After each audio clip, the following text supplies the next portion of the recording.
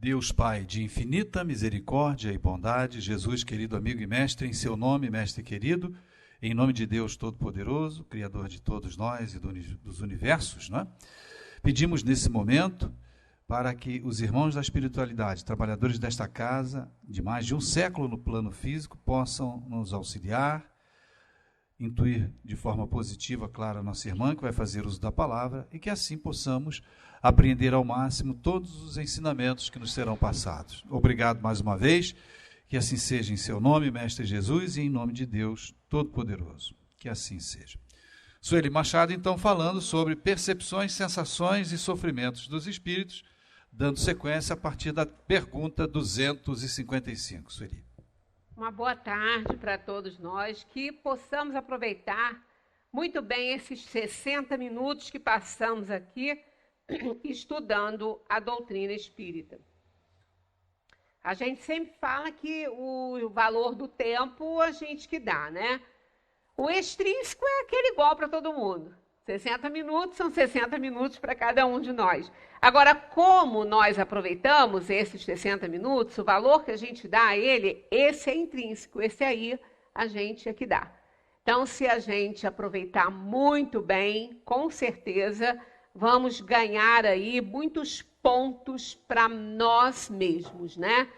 Para resolver aí, tentar pelo menos minimizar as dores e os sofrimentos que temos com a escolha das provas que fizemos quando para cá viajamos.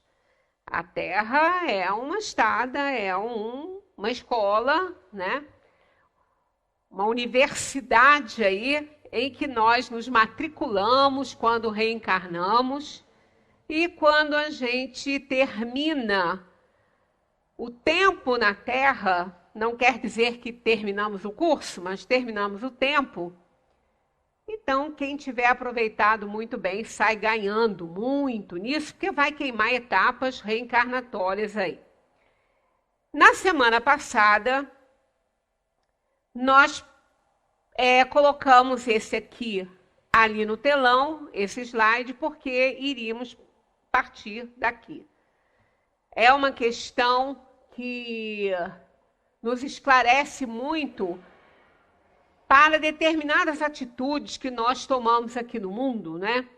Então, hoje, que é o presente que nós vivemos, que é o hoje, ele que vai determinar a nossa situação futura, seja para as encarnações futuras, seja o período que vamos passar na erraticidade. Como será essa estada, esse período na erraticidade, que é o período entre uma encarnação e outra, que nós chamamos de erraticidade. Somos espíritos errantes. O que é um espírito errante?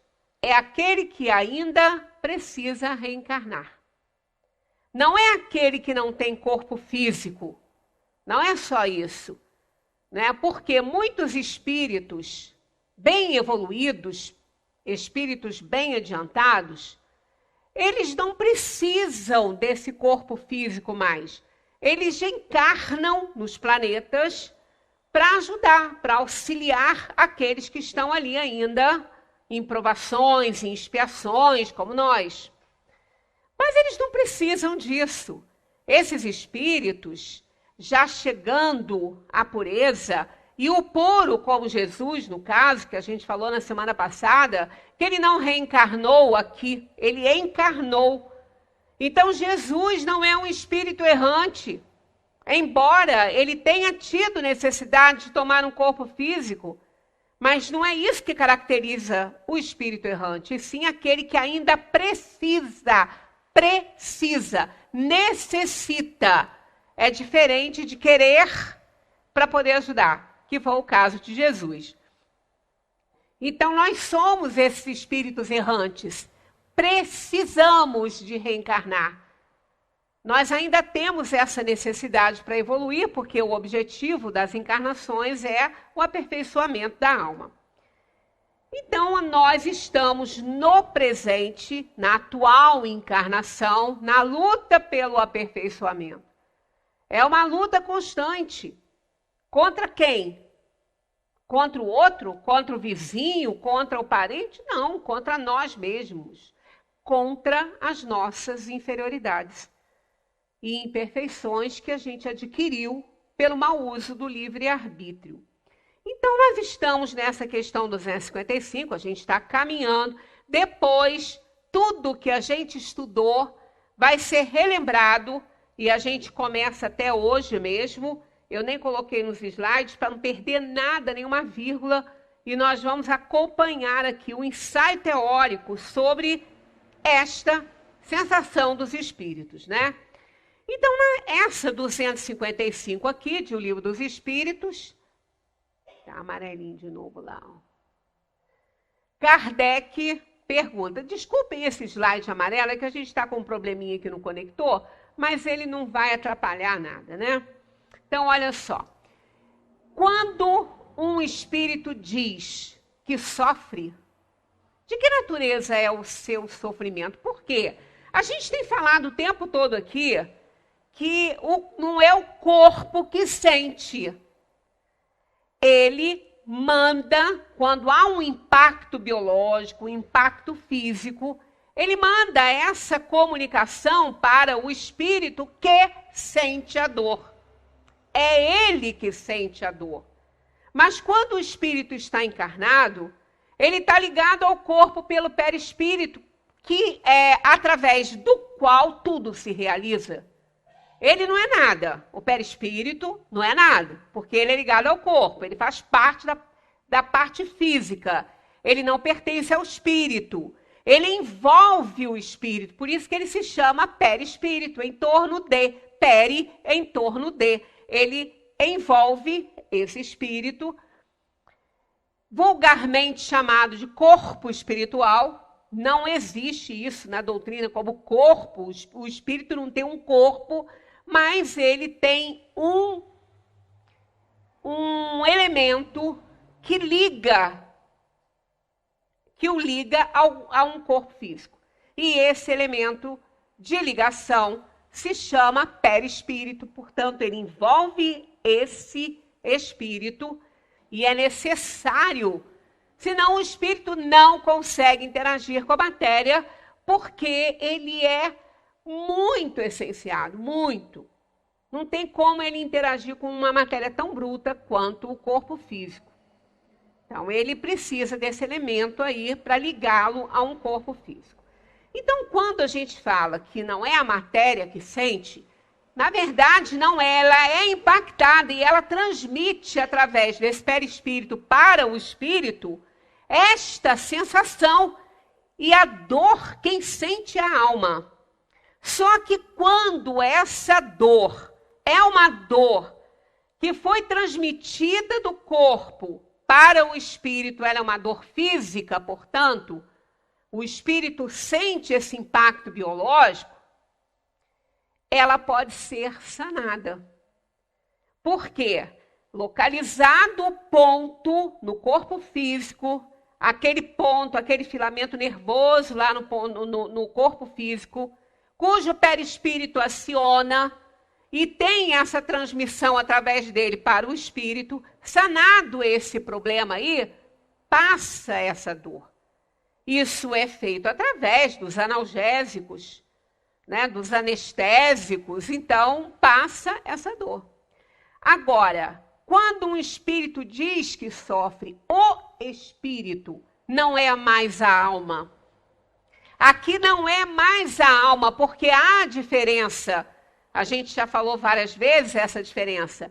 Alma e espírito é a mesma coisa, mas existe uma diferenciação que Kardec faz para o espírito quando reencarna, alma, no sentido dele ter restrições em todo o seu conhecimento. Essas restrições são necessárias para que o espírito possa recomeçar uma encarnação com todas as possibilidades de vitória. Então, muitas coisas do conhecimento que ele tem no seu arquivo espiritual, nos núcleos potentes da alma, que é tudo, é lá, tudo é lá, nada é no corpo nem no perispírito, né? Nada é armazenado no perispírito, e sim nos potentes núcleos da alma. Então, lá é que está. Então, quando acontece do espírito, como está aí, a pergunta de Kardec não foi sobre a alma. Quando uma alma diz que sofre, não, foi espírito por causa dessa diferenciação. O que se torna a alma após a morte? Espírito. Volta a ser espírito. Ele não era espírito, então, quando era alma? Era, com restrições. Ele apenas tem conhecimento, quando ele está encarnado, ele é uma alma ali, ele apenas tem conhecimento daquilo que for necessário para sua interação ali naquela encarnação com as escolhas das provas que ele fez. Então, ele não tem conhecimento pleno, a gente não lembra de muita coisa. E até mesmo as potencialidades intelectuais são restritas nele, por necessidades kármicas. Então, aqui, quando Kardec fez essa pergunta, ele perguntou espírito. Então, ele não tem mais o impacto gerado por um fator externo num corpo biológico que é transmitido a ele através do perispírito. Ele não tem mais o corpo. Então, essa dor aqui é do espírito. Então, é uma dor que não tem a ver com a parte física. Então, quando um espírito diz que sofre, de que natureza é o seu sofrimento? Olha só, angústias morais, que o torturam. Olha a palavra, né? Que Kardec escolhe. Ele tenta passar realmente aquilo ali através da palavra. É difícil. É difícil porque a gente não consegue transmitir nosso pensamento para ninguém. Vocês já pensaram numa situação dessa? Ninguém consegue transmitir pensamento, não. Dá para outro? Passar o pensamento para outro? Não podemos, porque o pensamento é atributo da alma, é ela que pensa. Ela não fica sem o pensamento. Então, o pensamento não existe fora da alma, do espírito. Ele não existe fora dali. Tanto que um pensamento, quando a gente tem, e ele pode ser até fotografado, pode, o pensamento em si, não. A manifestação dele nos fluidos de onde? Do perispírito. É ali que nós encontramos material para que possa exteriorizar o pensamento. Então, não é o pensamento que vai ser fotografado. É a exteriorização dele com o material, com o fluido cósmico manipulado que nós temos, aonde? No perispírito. Então, ele vai alterar os fluidos e vão ser, então, esses fluidos vão poder ser fotografados e vão ter forma. Forma, pensamento. Mas não é o próprio pensamento. Pensamento é tudo, ele é a própria alma, é um atributo. Tanto que Kardec, quando fala onde está a alma está onde está o seu pensamento. Seu pensamento está onde está a alma. É um inseparável, não tem como, é tudo, né? O pensamento alicerça tudo. Então, quando Kardec faz uso das palavras, a gente tem que prestar muita atenção no que elas significam, porque ele foi muito criterioso com isso, né? Então, quando ele fala torturam, olha que peso tem isso. Não foi assim, fazem sofrer. Não, é torturam. É o máximo, é uma tortura. Quando a gente fala isso, é uma tortura. É um horror, né? Então, veja bem, angústias morais que o torturam.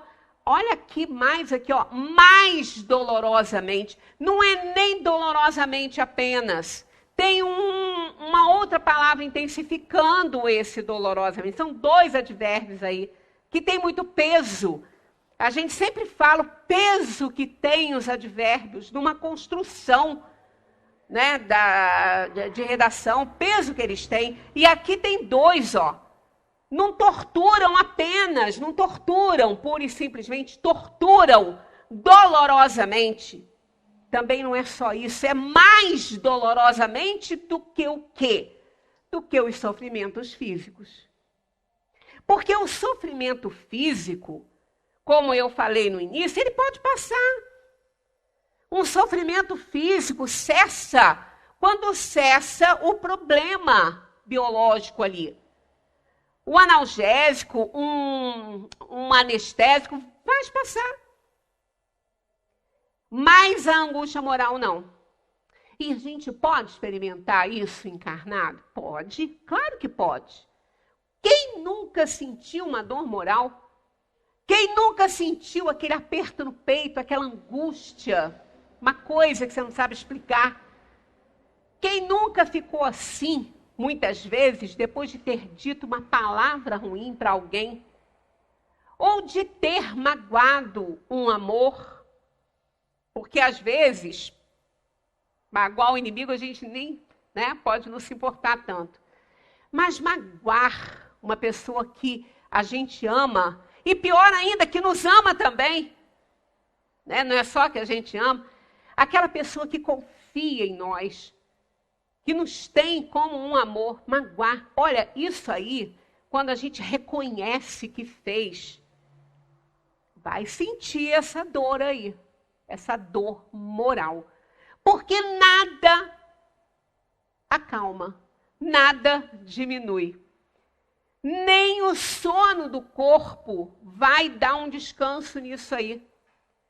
Porque quem está sentindo essa dor é a alma e ela não dorme. A alma não dorme. Então não é o corpo que sente. Aliás, ele não sente nem a dor física. Ele precisa da alma. Ele precisa do perispírito para transmitir aquele impacto para a alma que sente. Tanto que um corpo morto não sente nada. Sente nada. Absolutamente nada. E perispírito também não, porque ele também faz parte do corpo. Mas a alma leva.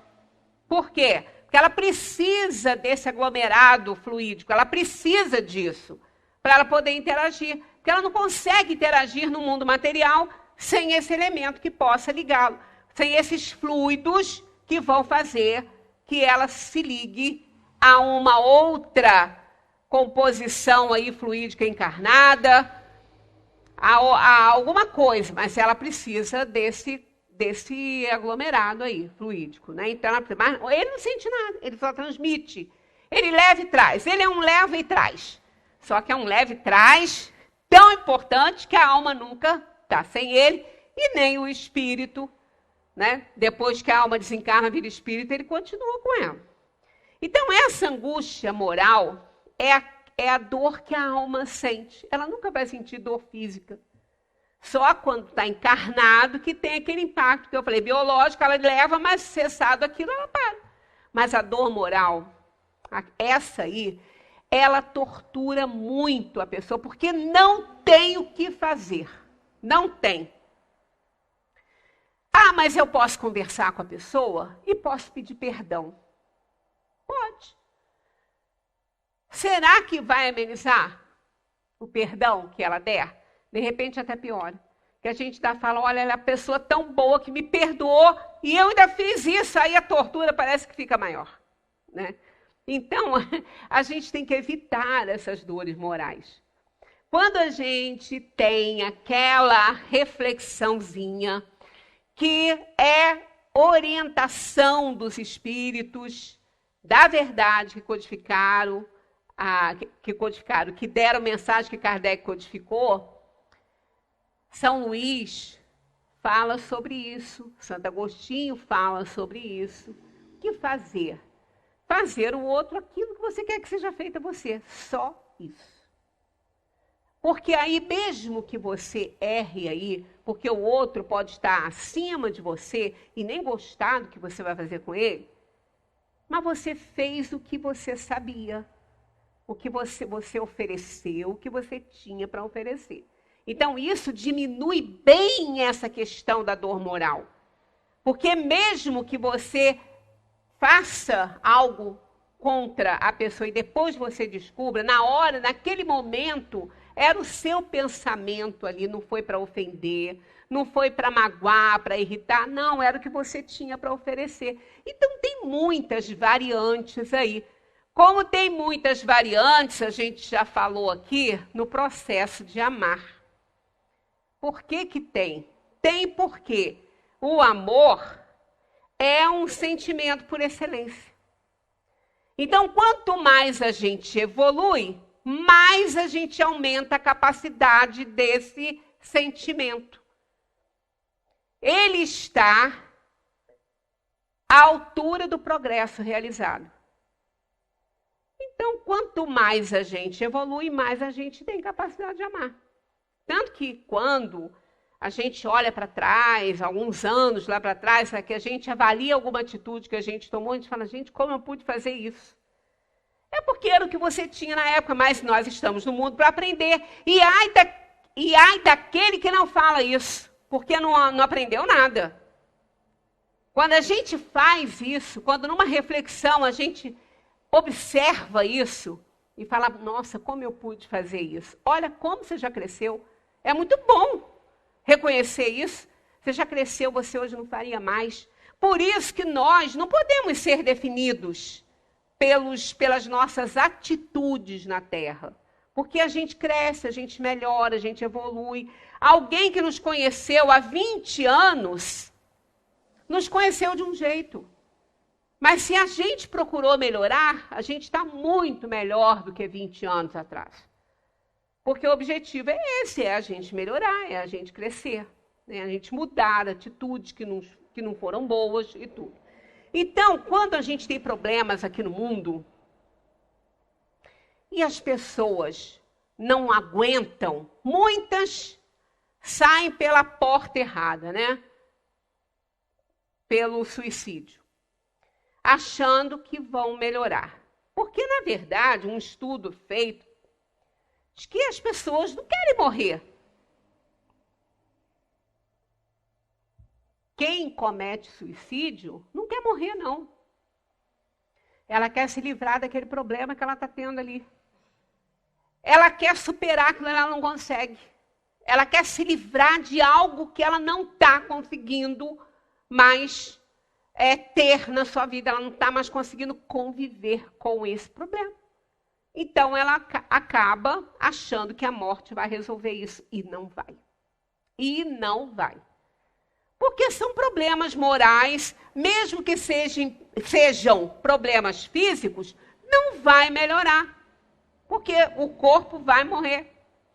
Mas a atitude segue. Quem faz é a alma. Então, é dor moral que passa a sentir.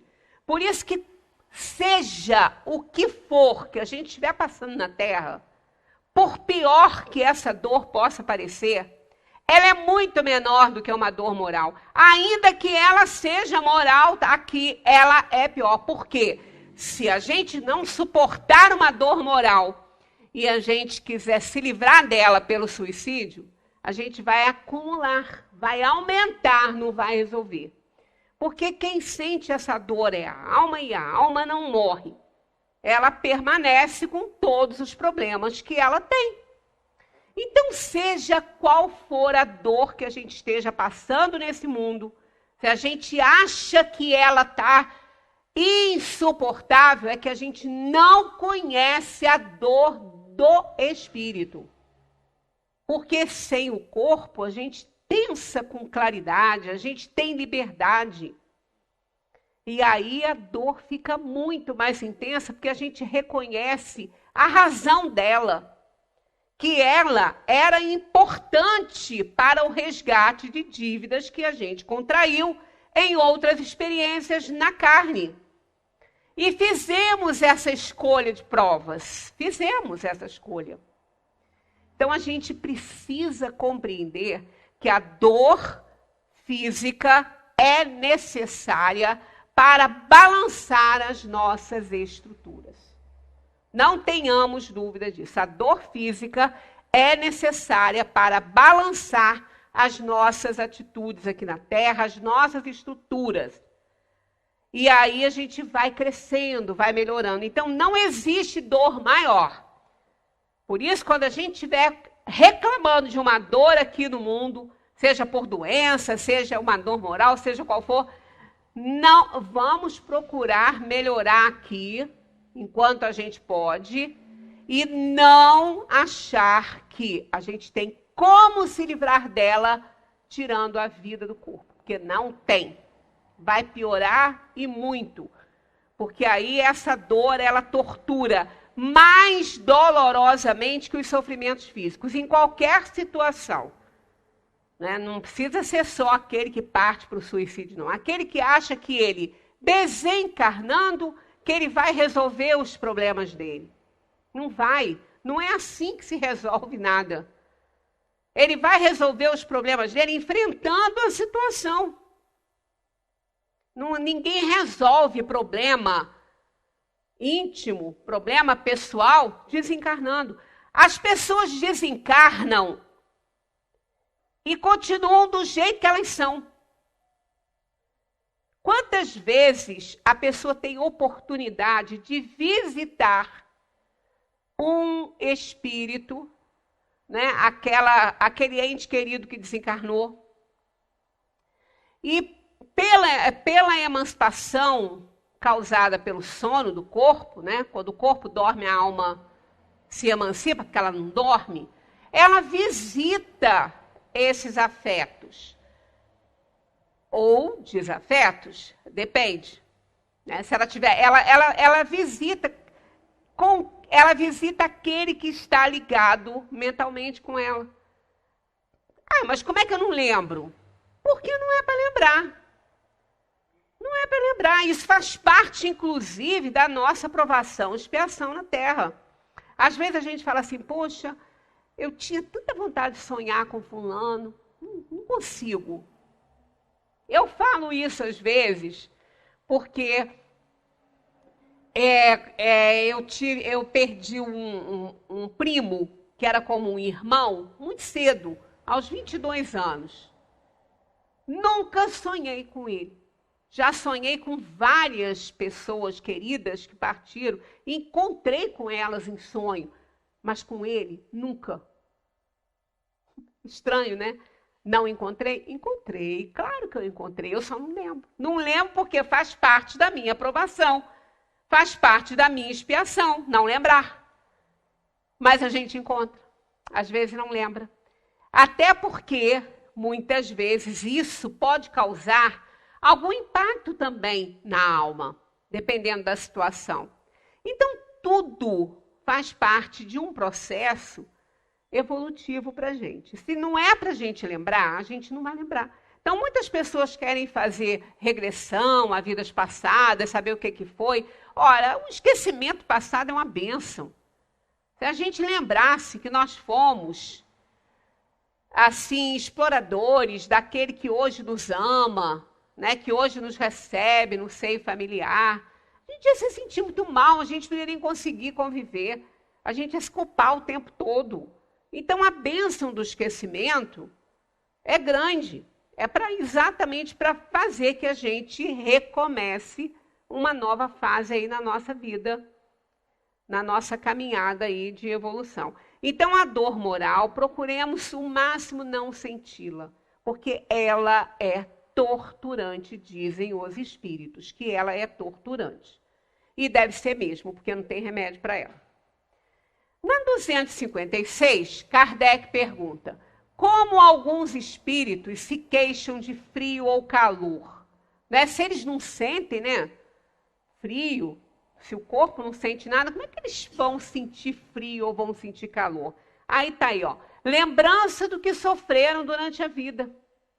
E algumas vezes tão penosa quanto a própria realidade. Nós temos uma memória.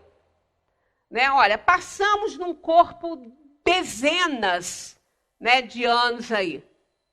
Estamos ali acoplados nele, porque quando a gente está com o corpo sendo formado no ventre da mãe, a união dos gametas masculino e feminino oferecem o material. E o espírito coordena aquilo tudo. Quem coordena é o espírito. O corpo não se faz ali sozinho assim. Tá? Tem um controle disso aí, né? Então, quando acontece isso, a gente vai ficando. O espírito, através desse corpo espiritual, desse perispírito, ele vai se ligando molécula por molécula àquele corpinho que está sendo formado. Então, a gente está ligado nele desde a hora que houve a união dos gametas masculinos e femininos. A gente passou. Houve a fecundação? Tem um ovo? Foi fecundado? Pois é, a partir dali, o espírito, através do perispírito, né, vai gerenciando aquele corpinho. Então, vai se unir molécula por molécula àquele corpinho que está se formando. Então, a gente passa dezenas de anos ali, ligados a um corpo físico, que sente frio, que sente fome, que sente calor. Mas ele não tem órgão para sentir nada. Ele não tem estômago, não tem aparelho digestivo para sentir fome. Não é? Ele não tem nada para ele ter essas sensações mais. Quem tem isso é o corpo, ele não tem. A gente tem uma aparência no corpo físico, a gente quando desencarna, a gente leva o perispírito com essa aparência que a gente tem agora. Normalmente é assim. Só os espíritos muito elevados que podem escolher a sua aparência. Uma que ele já teve na sua caminhada evolutiva. Aí ele escolhe aquela aparência que ele teve. Aí ele manipula os fluidos do perispírito e toma aquela aparência. Mas normalmente é com essa que a gente fica. Então parece o espírito assim que ele desencarna, ele nem acha que desencarnou. Porque ele tem esse corpo espiritual que tem a mesma coisa que esse aqui tem, toda a aparência. Se ele estiver muito ligado ainda às coisas do mundo, esse perispírito é muito denso ainda, ele acha que ele está encarnado, que ele está vivo. Aí conversa com um, conversa com outro, não consegue resposta, porque ninguém está vendo ele. Ele está vendo todo mundo, mas ninguém está vendo ele. Então, isso é por quê? Porque o perispírito tem essa aparência, mas não tem órgão. Porque o órgão está ligado a funções. Ele não precisa comer. Então, para que ele vai ter estômago? Ele é um espírito. Quem precisa de comida é o corpo físico.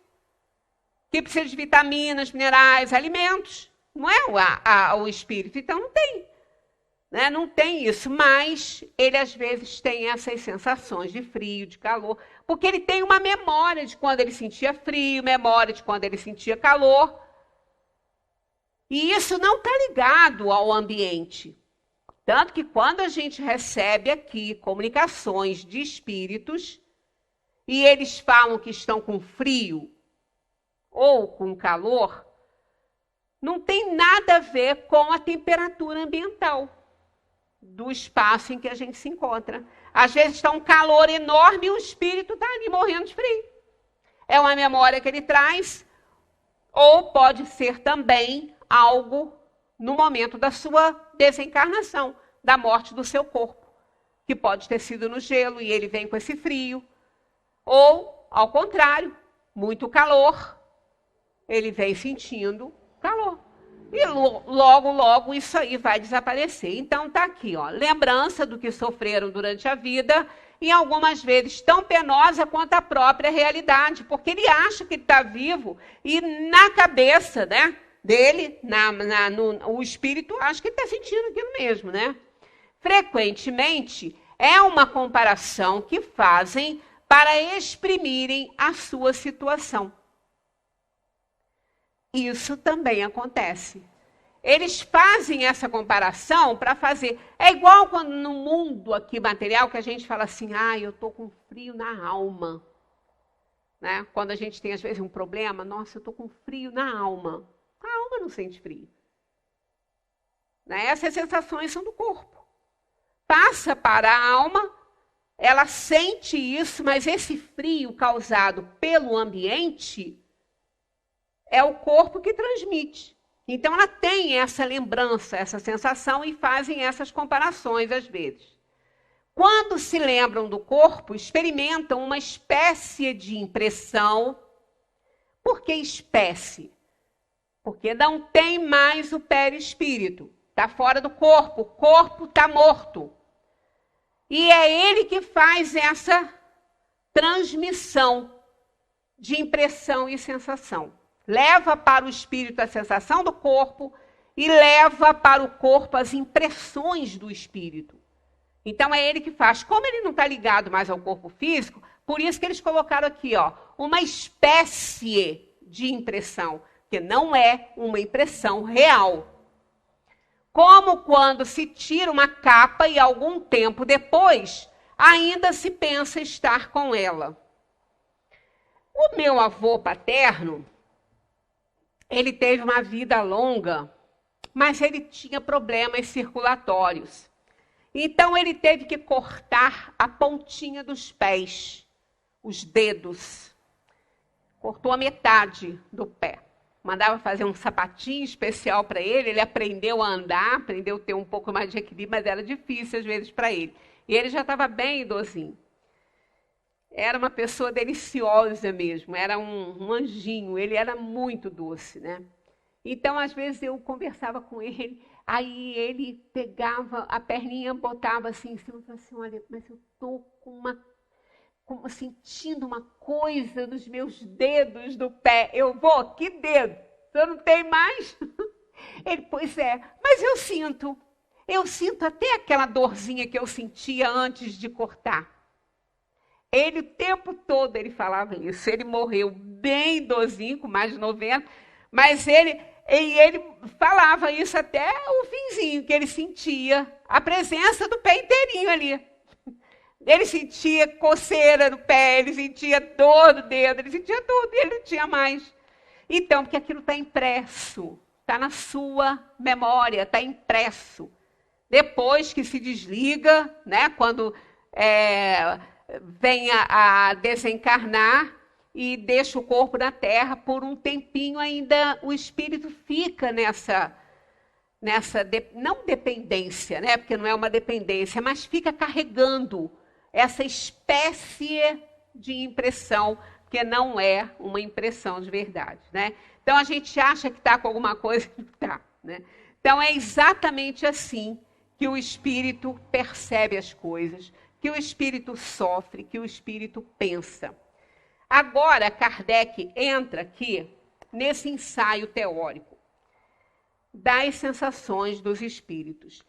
É de tamanha importância esse assunto que ele explorou as perguntas todas e as respostas e depois ele montou um ensaio 257, que eu gostaria muito que vocês em casa relessem, porque a gente vai tendo as nossas dificuldades aqui para passar, né?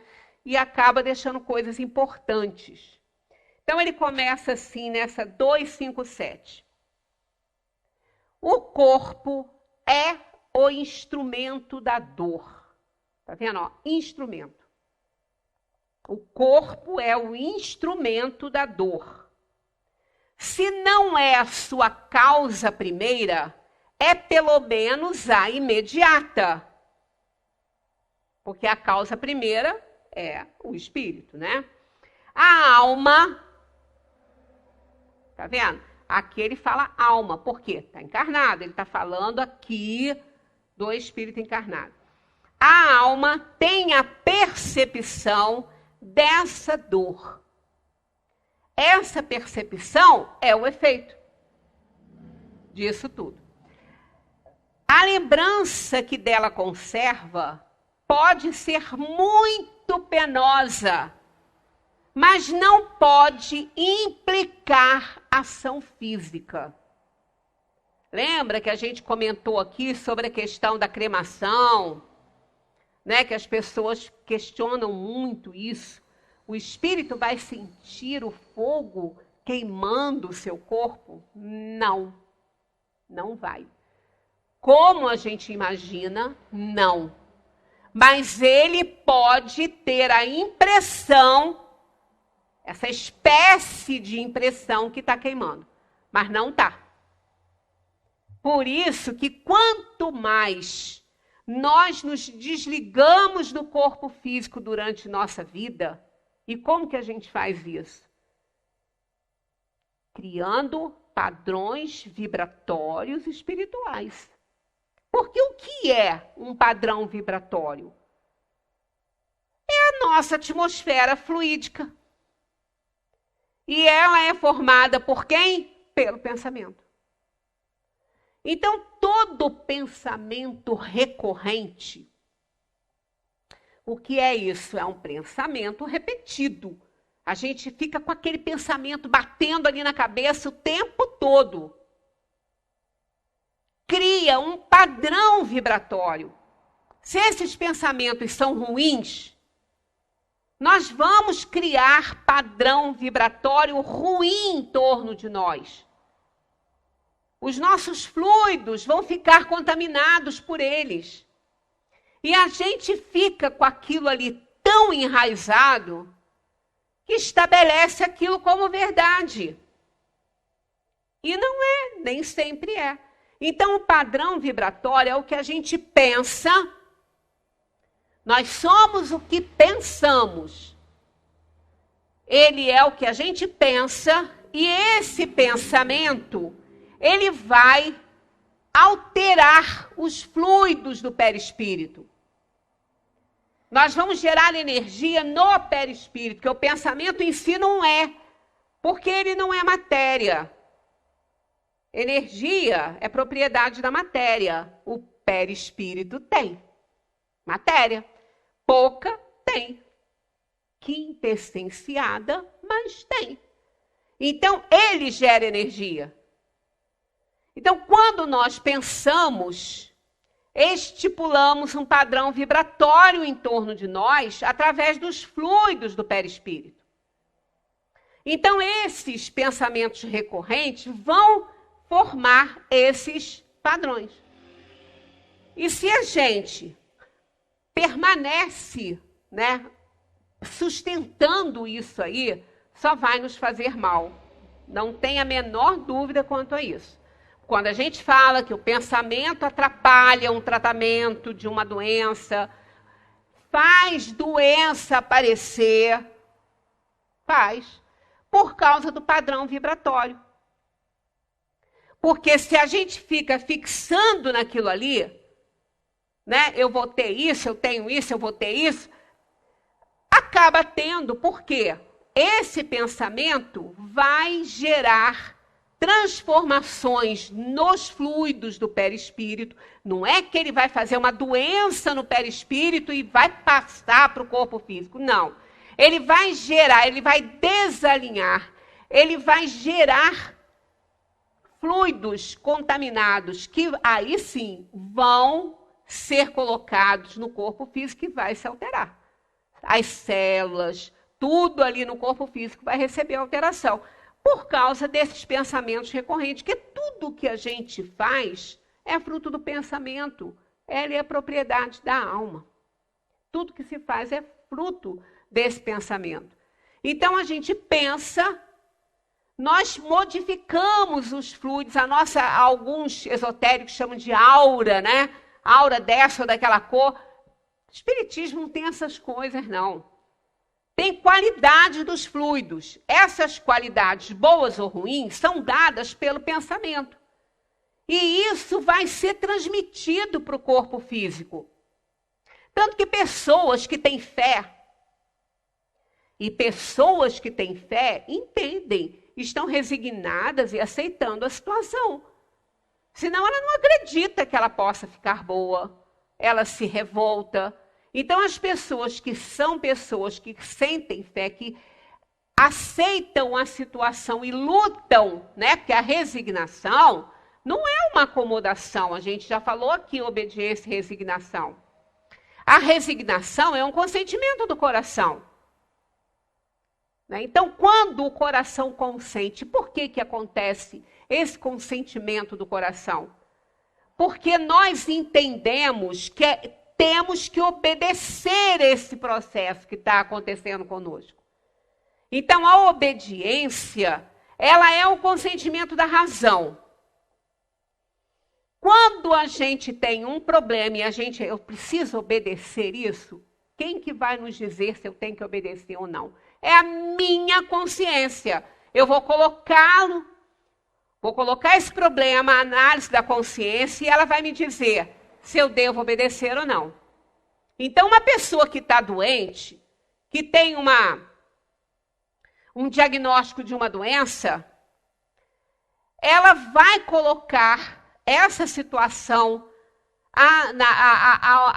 ao aval da sua consciência, e a sua consciência vai dizer para ela: amigo, você tem uma doença, então você tem que obedecer às regras para você se curar. E isso é um resultado lógico, né? Então, a razão deu esse consentimento para a obediência. Então, você tem que obedecer. E atrás disso vem o consentimento do coração. Eu tenho que obedecer pela razão e também pelo coração. Então, o coração me dá esse consentimento da resignação, que é o quê? Que é o reconhecimento do fato. Aí eu preciso fazer o quê? Lutar contra. Só isso. Lutar contra aquela situação de desobediência, aceitar e fazer todo o trabalho para melhorar. Então, isso é uma coisa clara. Isso é muito claro. Né? Então, a gente, com isso, faz o quê? Cria padrões vibratórios excelentes. E aí, esses fluidos modificados, de maneira boa, vão atuar no corpo físico, vão atuar na medicação. E muitas pessoas, se tiverem que se curar, elas vão se curar. E outras que precisavam apenas passar pelo problema, que não levaria nem à desencarnação, às vezes pode levar. Aquele fato pode levar, por causa da rebeldia, da desobediência, por causa do padrão vibratório que estabelece no perispírito, em todo o corpo espiritual, por conta do pensamento da alma, que vai afetar o corpo físico. Então, isso é uma coisa clara, isso é muito lógico, porque o corpo não pensa nada, né? Quem pensa é a alma. Então, com efeito, o frio e o calor não podem desorganizar os tecidos da alma. Fogo não destrói espírito, porque não tem nada a ver. Não é matéria. O espírito não é matéria, não destrói pensamento, porque pensamento também não é. Então a alma não pode regelar-se nem queimar. Não vemos todos os dias a lembrança ou a preocupação de um mal físico produzir os seus efeitos? E até mesmo ocasionar a morte? Todos sabem que as pessoas que sofreram amputações sentem dor no membro que não mais existe. É o caso que eu falei do meu avô, né? Seguramente, não é esse membro a sede. Claro que não está lá. Não era no dedo que ele sentia. O dedo não sentia dor. O pé não sentia dor. Quem sentia era ele. Por isso que ele continuou sentindo, né? Nem o ponto de partida da dor. Porque é a alma que sente. O cérebro conservou a impressão. Eis tudo. O cérebro que conservou essa impressão. Todos os anos que ele passou com o pé doendo. Ele ficou com aquela impressão. Quando cortou, ele continuou, né? Com aquela impressão. Não era igual. Eu ainda falava, pô, mas é a mesma? Ele falou, não, é parecido, é uma sensação, ele dizia assim. Quer dizer, não era igual, né? Podemos, portanto, supor que há qualquer coisa de semelhante nos sofrimentos dos espíritos depois da morte. Está vendo? É qualquer coisa de semelhante. Também não está falando que é igual. Um estudo mais aprofundado do perispírito, que desempenha desempenha papel tão importante em todos os fenômenos espíritas, que sem ele esses fenômenos não vão acontecer, nas aparições vaporosas ou tangíveis, aquela que a gente bota a mão e sente a pessoa, né? No estado do espírito no momento da morte, na ideia tão frequente de que ainda está vivo, na situação surpreendente dos suicidas, dos supliciados, dos que se absorveram nos prazeres materiais e tantos outros fatos, veio lançar luz sobre essa questão, dando lugar às explicações de que apresentamos em resumo. Então, foi essa necessidade que os espíritos tiveram de fazer esse resumão aqui dessas sensações. Então, eles dão seguimento já com o perispírito. Ó. O perispírito é o liame que une o espírito à matéria do corpo. É tomado do meio ambiente. O nosso perispírito é da terra, é daqui. É com o material daqui. É produzido pelos mesmos gados que formam o corpo, que formam essa mesa, não é? Mas agregado de forma diferente. Só que no perispírito eles estão quintessenciados. Da mesma maneira que esses fluidos, esses elementos químicos que nós temos no nosso corpo, que essa mesa tem, aqui ele está diferente, mas são os mesmos. Lembram da pontinha do lápis e do diamante? Não é? É puro carbono. Alguém pode imaginar que aquele brilhante lindo pode ser feito disso aqui, ó, de cabelo? Pode. É só colocar altas temperaturas, porque o nosso cabelo é puro carbono. E o diamante é puro carbono. É só a maneira desses átomos de carbono se juntarem que vão dar a opacidade, a dureza. É puro átomo de carbono. Só isso. Então, esses elementos químicos que formam essa mesa e que formam o nosso corpo, no nosso corpo, ele está de forma orgânica. Aqui não. Isso aqui não é um órgão, é uma mesa. Mas se ela for incinerada, e o nosso corpo também, o que vai sair são os mesmos elementos, azoto, nitrogênio, oxigênio, e carbono, tudo. É tudo igual. São os elementos que compõem a Terra. Então, o nosso perispírito é daqui, né? Desses elementos que a gente tem na Terra, como o corpo físico. Mesma coisa, né? Poderíamos dizer que é a quintessência da matéria. É o princípio da vida orgânica, mas não o da vida intelectual. Tá vendo? Então, não é o perispírito que pensa, é a alma que pensa. Porque este pertence ao espírito. É também o agente das sensações externas. Tá vendo? Ele é o agente daquilo que vem de fora. No corpo, estas sensações estão localizadas nos órgãos que lhes servem de canais.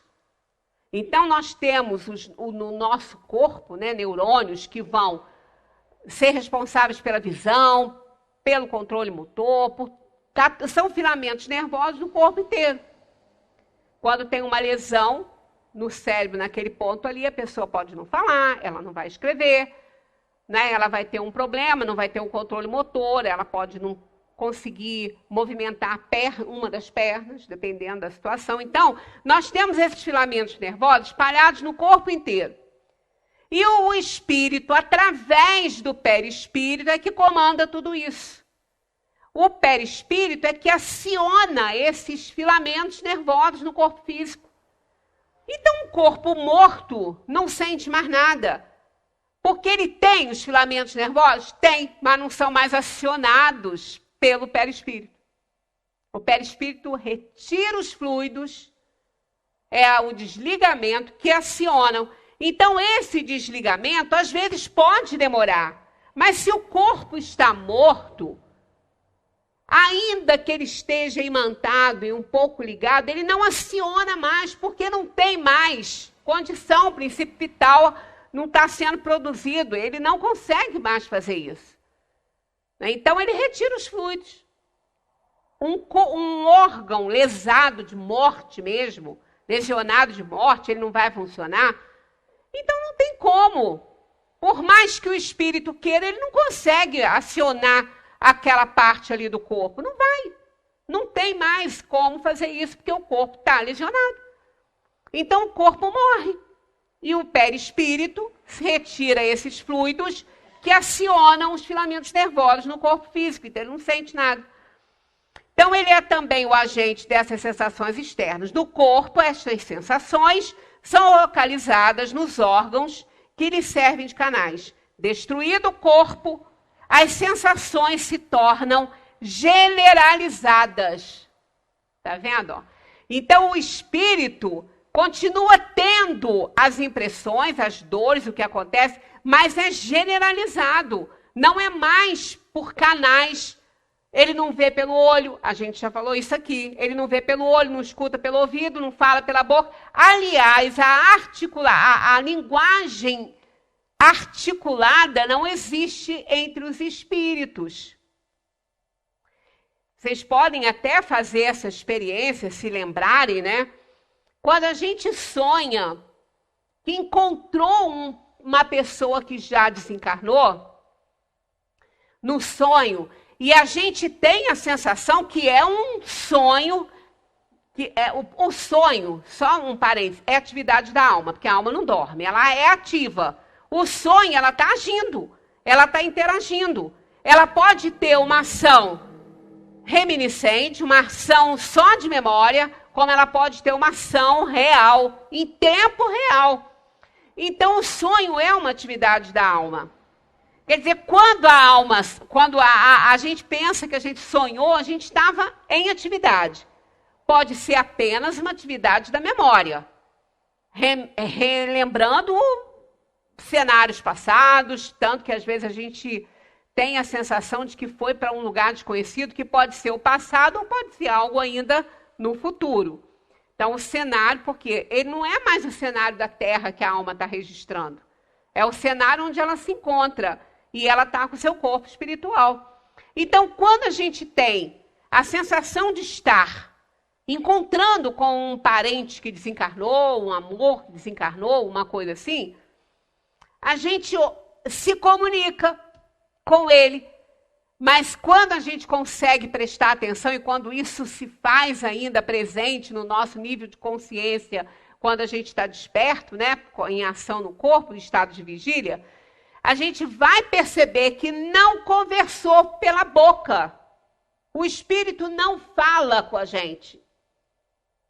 Ele se faz presente, mas ele não tem boca. A boquinha do espírito não vai mexer. Porque ele não usa órgão, ele não tem o órgão da fala. Não existe órgão no corpo espiritual. Então a gente vai conversar com ele, mas também não vamos falar pela nossa boca, porque a nossa boca está lá dormindo no corpo. O nosso olho está fechadinho lá, dormindo. Quando a gente falar com o espírito no sonho, não é uma linguagem articulada. Não me perguntem como é, porque eu também não sei. E os espíritos não puderam nos informar. Eles falaram, a gente não tem elementos para explicar isso. Né? Então, como é feito isso, a gente não sabe. Mas é por um todo. É só isso que eles falam para a gente não consegue entender muito bem isso. Mas o que é certo, não existe linguagem articulada. Todas as vezes que eu sonhei com pessoas minhas que já partiram, eu conversei com elas. Mas eu não via... E elas conversaram comigo, mas eu não tinha linguagem articulada. Era uma coisa de pensamento para pensamento. O que mais a gente tem parecido aqui no mundo, a telepatia, mas está longe disso, tá? Nem compara, porque não é. Não é isso. Os espíritos dizem que não. Então, como isso acontece, a gente não sabe. Mas a linguagem não é articulada. E a gente vai continuar nesse ensaio teórico aqui. Eu fico eufórica com esses assuntos aqui, porque eu leio. Quando eu vou ler, parece que eu não li nunca, né?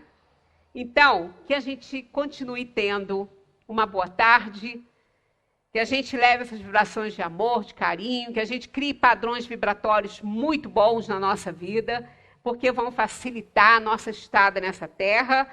Né? Agradeço a atenção e muita paz para todos. Até a semana que vem, se Deus quiser.